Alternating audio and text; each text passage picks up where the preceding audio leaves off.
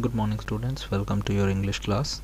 Today we will continue our chapter auxiliary verb. Now we are going to study about how to make and take suggestion. Making and taking suggestion. Suggestion हम कैसे दे सकते हैं किसी को या किसी से ले सकते हैं. To make suggestion, अगर हमें suggestion किसी को देना है तो we can shall we go to Paris this autumn.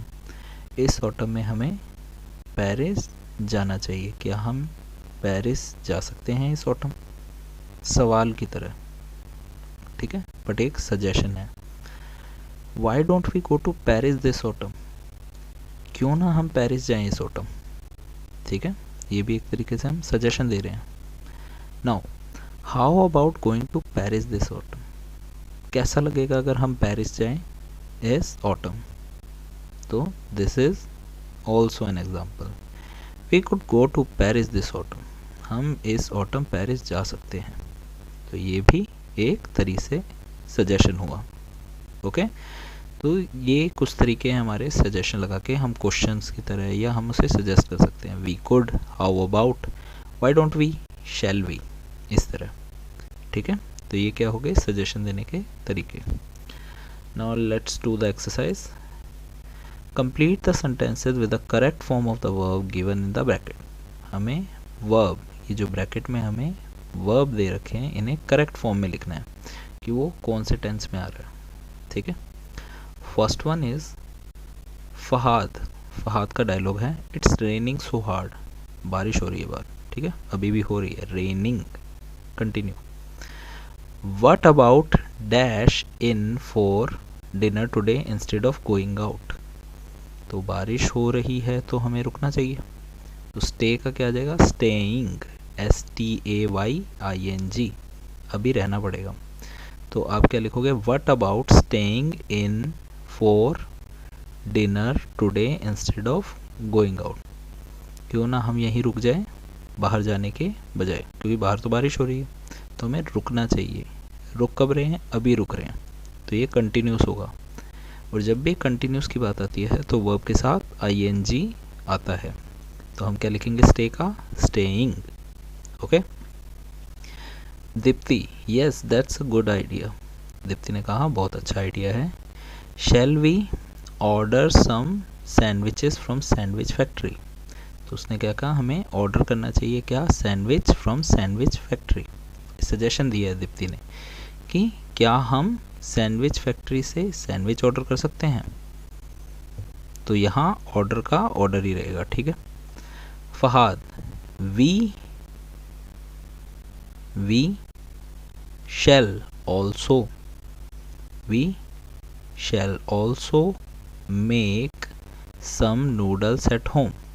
तो फवाद ने कहा कि हमें घर पे नूडल्स भी बनाने चाहिए. सैंडविच से काम नहीं चलेगा, हमें घर में कुछ नूडल्स भी बनाने चाहिए. तो ये भी सजेशन था. अभी तक हमने तीनों सेंटेंसेस देखे, तीनों में सजेशन था. फहाद ने पहले कहा कि हमें घर में ही खाना बनाना चाहिए.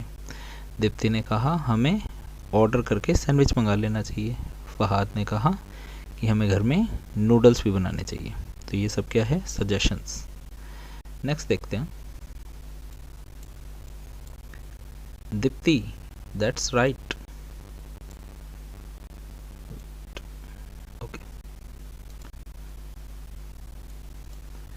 Dipti, that's right. In case we make better noodles than anybody around here. तो उसने कहा बिल्कुल सही, और हम यहाँ पे सबसे अच्छा नूडल्स बनाते हैं. कहती हाँ वैसे भी हम सबसे अच्छा नूडल्स यहाँ बनाते हैं. How about dash the vegetable for the dish while I boil the noodles? How about chopping? Write down chopping. CHOPPING.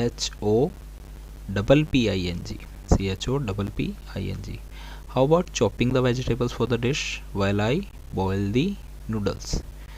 क्यों ना तुम सब्जियां काट लो जब तक मैं नूडल्स उबाल देती हूँ. सजेशन. ये भी क्या है? सजेशन. तुम सब्जियां काट लो, मैं नूडल्स उबाल देती हूँ. Fahad, and what about making some soup to go with it? और क्यों ना हम सूप भी बना दे उसके साथ खाने के लिए.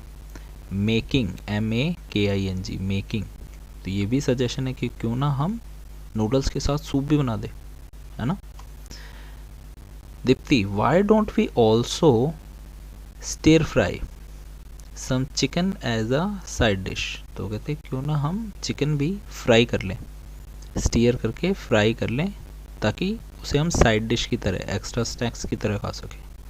Fahad, yeah that's a great idea. Fahad ने कहा yes that's a great idea. तो इसमें जितने भी फिलअप थे सभी एक तरीके से सजेशंस थे, और हमने देखा कि कैसे वर्ब को करेक्टली वहाँ पुट करना है। नाउ एक्सप्रेसिंग रेस्ट्रिक्शन, रेस्ट्रिक्शन मना करना, रोकना, कैसे हम किसी को रोक सकते हैं।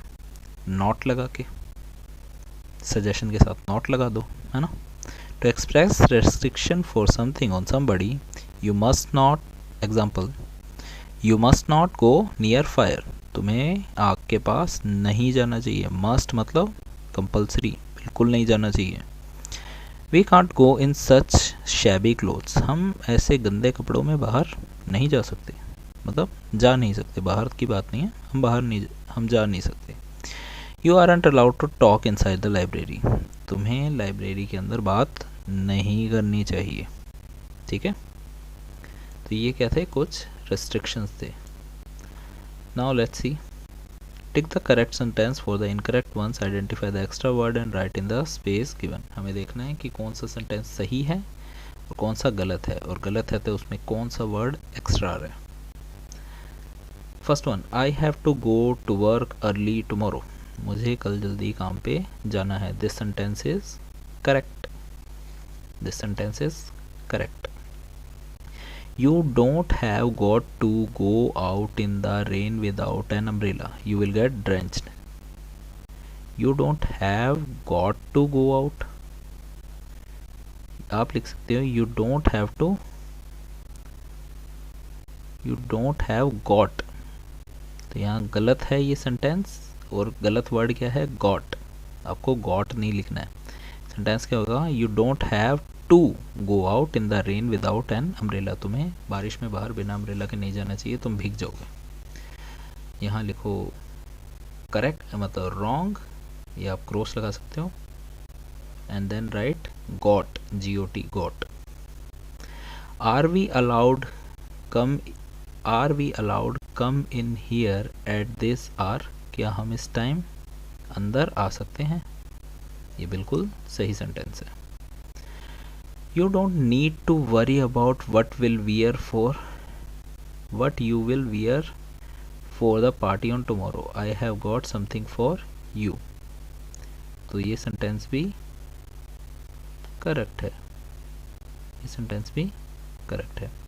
Fifth one, I can't to see that far in the distance, ये सेंटेंस गलत है, and to is the extra word, आपको टू नहीं लगाना है। The sentence will be I can't see that far in the distance, to को cut कर दो, टू लिख के कट लगा दो।